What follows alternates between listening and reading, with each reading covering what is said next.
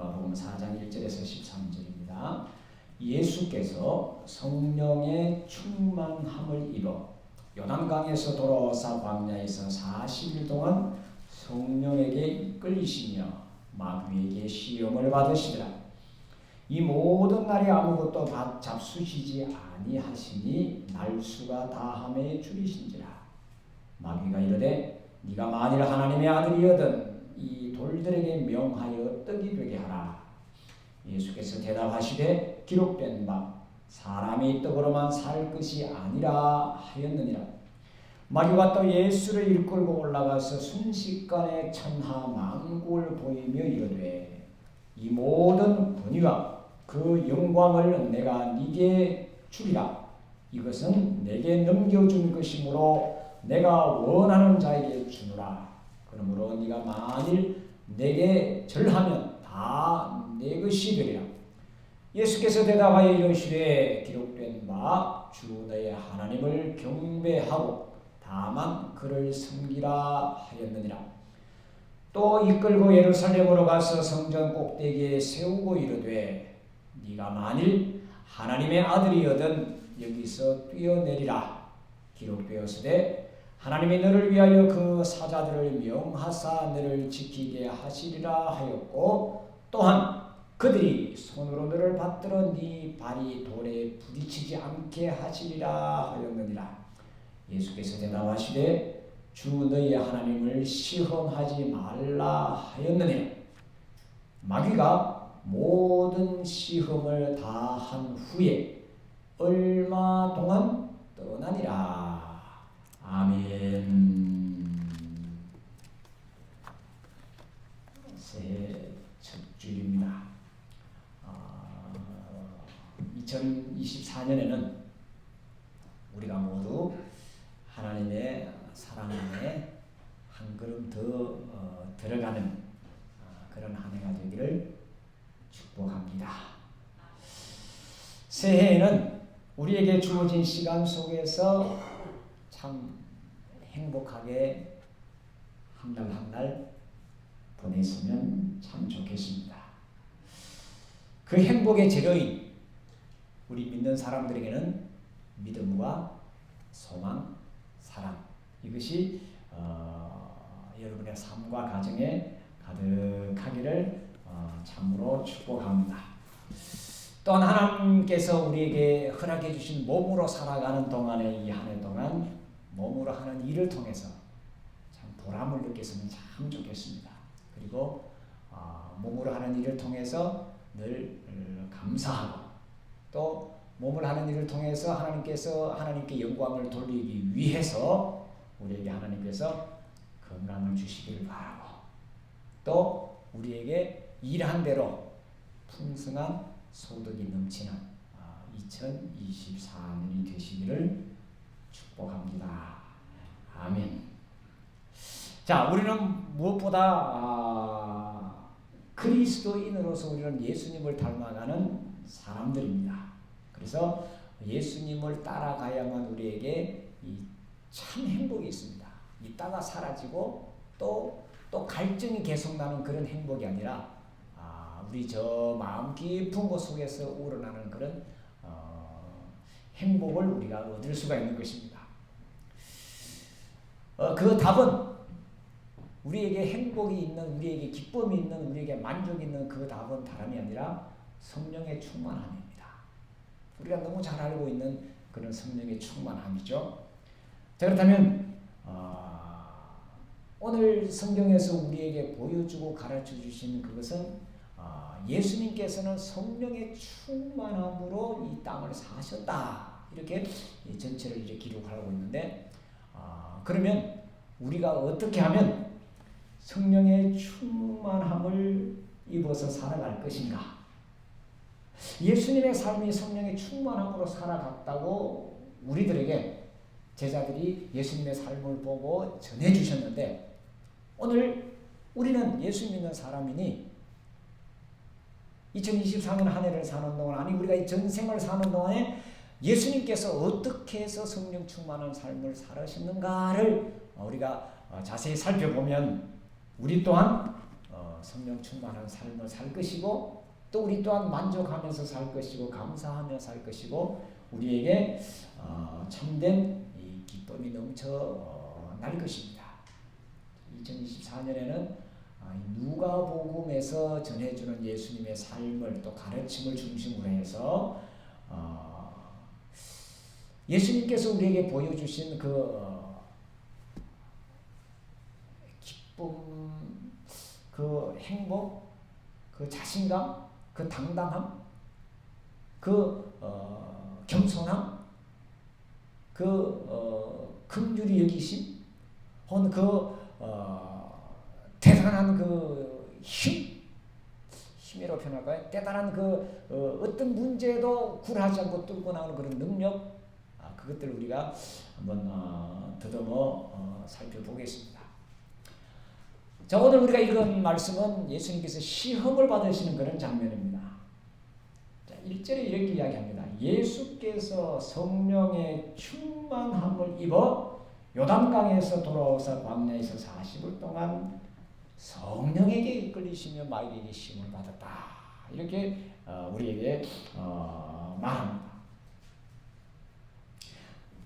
예수님께서 시험을 받으시기 전에 성령의 충만함을 입었다. 자, 그럼 이 성령의 충만함은 그럼 어디서부터 시작이 되었는가? 우리가 이제 성탄절을 즈음해서 우리가 예수님의 탄생에 관한 이야기들을 우리가 계속 많이 나누었습니다. 그리고 요한복음에 의하면 예수님께서는 태초부터 하나님과 계셨기 때문에 이미 예수님은 성령 그 자체라는 것을 우리가 또 살펴봤고요. 마태와 누가복음에서는 예수님께서 탄생하실 때 이미 성령으로 잉태하셨기 때문에 예수님은 출발부터 성령의 충만함으로 시작되었다라고 이야기를 하고 있습니다. 말들을 그렇게 이제 기록을 합니다. 그런데 그것들은 이제 우리가 더듬어 봐서 그걸로 이제 예수님의 삶을 본 이후에 다시 돌아 올라가서 결국은 하나님께로까지 요한 같은 경우는 예수님은 하나님이시다라고까지 이렇게 명제를 두고 그렇게 이제 설명을 해놓고 있습니다. 그런데 우리가 성경을 자세히 살펴보려면 즉 예수님이 사람으로 이 땅에 오셨기 때문에 인간으로 오셨기 때문에 인간으로 그럼 어느 시점에 성령이 충만하셨느냐 이것을 우리가 따져본다면 다름 아닌 요한에게 세례를 받으신 이후가 아닌가. 자, 다시 말씀을 드립니다. 예수님을 우리가 우리 주님으로 하나님으로 또 우리의 구원자로 우리가 믿고 받아들이고 있습니다. 이 관점에서 예수님이 언제부터 성령이 충만했느냐고 돌아본다면 물론 요한이 말하는 대로 저 태초부터 하나님과 함께 계셨던 분이라 이렇게 우리가 신앙으로 고백을 합니다. 그런데 몸을 입고 이 땅에 오셨던 그 예수님께서 언제부터 성령이 충만하셨느냐를 알 때는 예수님께서 세례 요한에게 세례를 받으실 때 그때 하늘에서 음성이 들려서 성령의 비둘기같이 내려서 예수님을 부셨다 이렇게 기록을 하고 있습니다. 자, 이건 그럼 뭐냐라는 거죠. 성령의 충만함이 뭔가를 우리에게 이야기해줘. 예수님께서 성령이 충만했다더라, 뭐 예수님이 하나님이셨다더라, 뭐 그건 우리와 별 와닿지 않잖아. 예수님이니까 그렇게 됐지 이거잖아. 그런데 오늘 성경 말씀에 자세히 읽어보면 그렇지 않고 예수님께서 성령이 충만하셔서 이 몸을 가지고 살아가시는 내내 늘 마귀의 유혹을 받으셨다 이겁니다.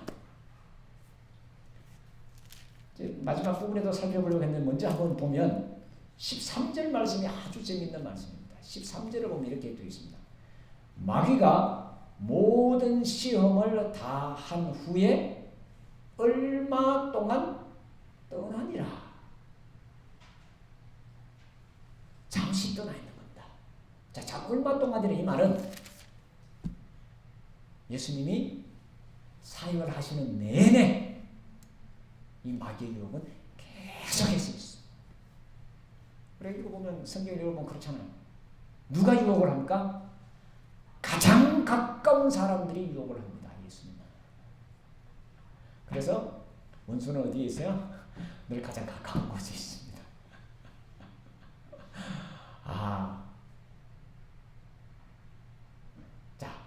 보십시다. 자, 그럼 이 성령의 충만함이란 도대체 뭔가라는 거죠. 뭔가. 제가 주부에 이렇게 적었으면 그것은 사명감이다 이렇게 적었습니다. 성령의 충만함이란 뭐 내가 막 이게 들떠서 있고 성령을 받아서 뭐 방언도 하고 예언도 하고 뭐 이런 놀라운 그런 경험을 하는 것이 성령의 충만함이 아니라, 성령의 충만함이란 하나님께서 나를 이 땅에 보내셨다는 거 확실한 믿음, 사명감, 내가 무슨 일을 하든지 이 일에서 내가 어떤 역할을 해야 되겠다는 그런 결심 혹은 결기, 각오, 이것이 성령의 충만함을 우리말로 다시 번역해 놓은 말입니다. 자, 새해입니다. 새해는 누구나 이런 결심과 또 각오와 계획을 세우잖아요. 그 모습입니다. 아, 이렇게 해야 되겠다, 저렇게 해야 되겠다고 딱 마음을 단단히 먹는 그 시간이 바로 성령이 충만한 시간이잖아요. 우리가 기도할 때 그것을 얻을 수가 있고, 우리가 말씀을 읽을 때 그것을 얻을 수 있고, 어떤 계획을 세워서 그 일을 추진할 때 우리가 그런 마음으로 탁 쓰잖아요. 그 이야기입니다. 즉 하나님의 뜻을 따르는 것을 성령이 충만합니다. 이렇게 우리가 지금 우리가 믿는 믿음의 말로 바꿔볼 수 있습니다. 하나님의 뜻을 따르는 거죠. 무엇을 어떻게 할 것인가 분명해지는 것이 성령의 충만함입니다. 삶의 목적이 뚜렷해지는 겁니다. 우리가 새해를 시작할 때 모두 다 이런 결심을 했습니다. 오늘도 일찍 와서 이제 차를 한잔하면서 이런저런 이야기를 하면서 원래는 이걸 하려고 합니다, 저걸 하려고 합니다, 뭐 이런 이야기들을 그냥 농담반 진담반으로 이제 나눴습니다. 누구나 그런 계획을 세우잖아요. 해가 바뀌면 2024년에는 좀 어떤 새로운 것들을 한번 해봐야겠다, 그런 마음, 그 마음이 바로 저는 성령이 충만한 상태다, 이렇게 오늘은 해석을 하고 싶습니다. 물론 이것이 똑같은 건 아닙니다. 그런데 이런 내가 어떤 걸 해야 되겠다고 계획을 세우면 그 계획대로 우리가 추진해 나가잖아요. 추진을 해 나가는 그 동안 늘 뭐가 따라오느냐? 마귀가 유혹을 한다는 거죠. 예수님께서 오늘 시험을 이기신 그 장면을 우리에게 보여주는데, 이 성령 충만함을 해왕하는, 방해하는 그 세력이 마귀라고 우리가 크게 이렇게 두고, 혹은 적대 세력이라고 두고 본다면, 그렇다면 우리가 이 성령 이 충만함을 계속해서 유지할 수 있는 그 방법이 도대체 뭘까를 우리가 찾아보려고 하는 겁니다. 자, 새해에 이렇게 세운 결심, 결기, 믿음의 놀라운 그 계획들이 끝까지 우리가 이루기 위해서 우리가 계속해서 노력하고 나가지만 중간중간 타협을 하잖아요. 그렇죠? 왜 타협을 합니까? 이런저런 핑계를 대죠. 그래서 그것을 이루지 못하는 경우도 굉장히 많이 있다는 겁니다. 우리 속담에 핑계 없는 무덤이 없다라는 말이 있듯이 모든 일에는 다 그만한 이유가 있습니다. 그런데 성령이 충만한 사람은 그 정말로 타당한 그런 핑계라고 할지라도 처음 마음을 잃어버리지 않는 거라는 거죠. 예수님께서 처음 세례를 받으실 때 하늘의 음성을 들었던 그 음성을 늘 기억하면서 마귀가 어떤 유혹을 해도 그 유혹에 넘어가지 않았다는 겁니다. 자, 오늘 예수님께서 우리에게 보여주신 이 말씀을 통해서 2024년 한 해를 살아다가 성령이 충만한 삶을 살기 위해서 예수님이 이기셨던 그 방법을 세 가지로 생각을 해보려고 합니다. 자, 40일 동안 금식을 하시면서 굉장히 줄이셨다 그랬습니다. 그래서 마귀가 예수님에게 와서 이 돌로 떡을 만들어 먹으라. 너 지금 배고프지 않느냐? 라고 유혹을 했습니다. 당신은 하나님의 아들이면 못할 것이 없지 않느냐? 해봐라. 할 수 있다. 그때 예수님께서 사람이 떡으로만 살 것이 아니다 말씀하십니다. 사람이 떡이 없으면 안 됩니다. 오늘도 아침에 다 드시고 오셨잖아요. 밥을 안 먹으면 죽습니다. 근데 그 밥이 떡이 모든 것은 아니다는 거죠. 이게 첫 번째 유혹을 이기는 모습입니다. 모든 사람들이 특히 우리 자본주의 사회에서 이 유혹을 이기기는 굉장히 어렵습니다. 자본이 최고다. 돈이 최고다. 물론 필요하고 중요한 것은 분명하지만 그것이 전부 다는 아니라는 거예요. 이것을 다른 방법으로 내가 이것을 이용하고 사용해서는 안 된다는 거죠. 그 이야기입니다. 떡이 중요합니다. 떡이 없으면 안 됩니다. 열심히 일해서 떡을, 소위 빵을 혹은 밥을 얻어야 됩니다. 그러나 정당하지 못한 방법으로 이것을 얻는다는 것은, 즉 불한당으로 이것들을 얻는다는 것은 하나님 앞에 용서될 수 없다는 겁니다. 그것은 하나님의 방법이 아니라는 겁니다. 다시 말씀드립니다. 떡으로만 살 것이 아니다. 떡도 필요하지만 떡만으로 되는 게 아니다. 이제 세상을 많이 살아오신 분들은 다 알잖아요. 돈으로 안 되는 일들이 얼마나 많습니까, 세상에. 돈이면 안 되는 일이 없다라고 떵떵거리지만 그러나 돈만 갖고도 안 되는 일이 무지기수로 많은 것을 체험해서 다 알고 있잖아요. 그 이야기입니다. 아주 간단한 진리인데 사람들은 늘 속아서 넘어가는 거죠.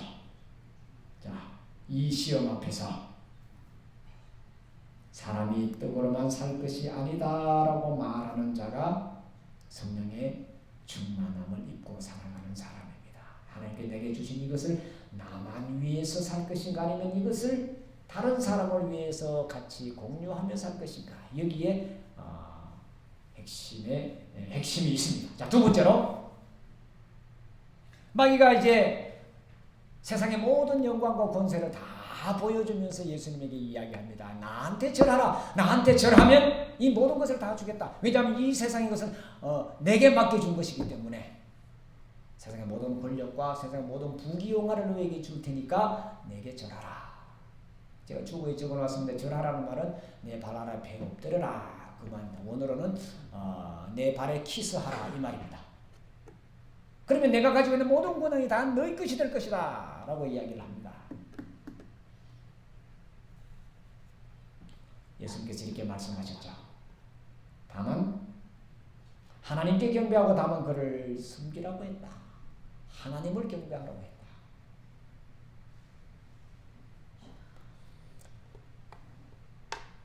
제가 가끔 비유를 듭니다만은 이 성경에서 가장 부귀영화를 많이 누렸던 사람이라고 하면 솔로몬을 들 수가 있죠.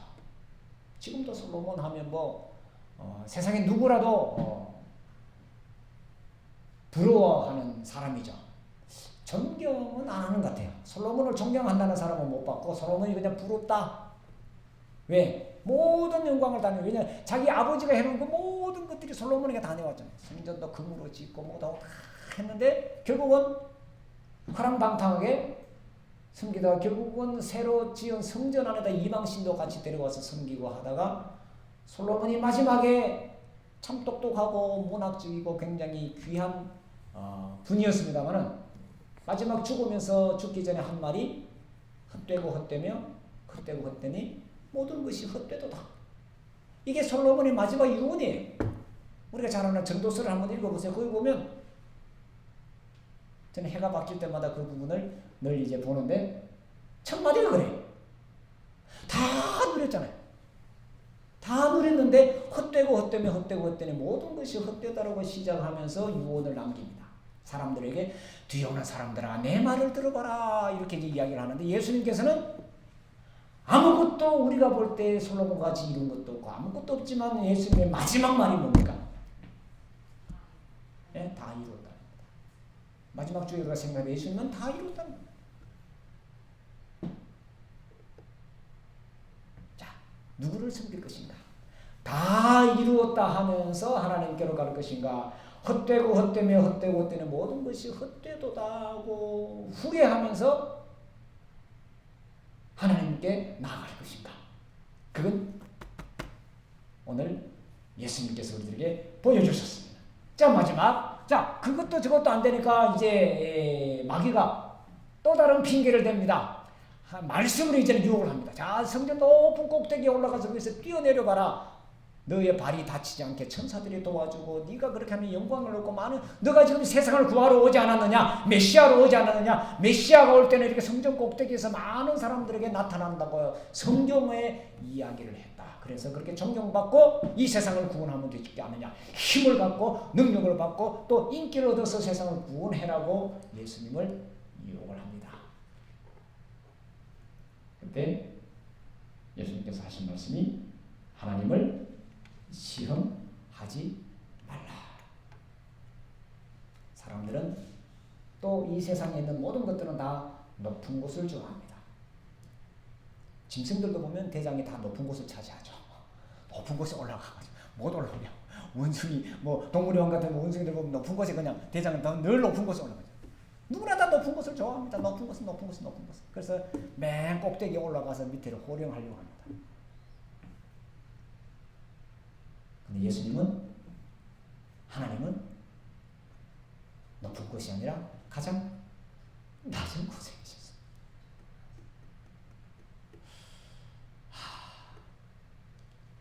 예수님은 가장 낮은 곳에 오셔서 또 가장 천하고 비참한 모습으로 돌아가시면서 하신 말씀이 다 이루었다는 것이었습니다.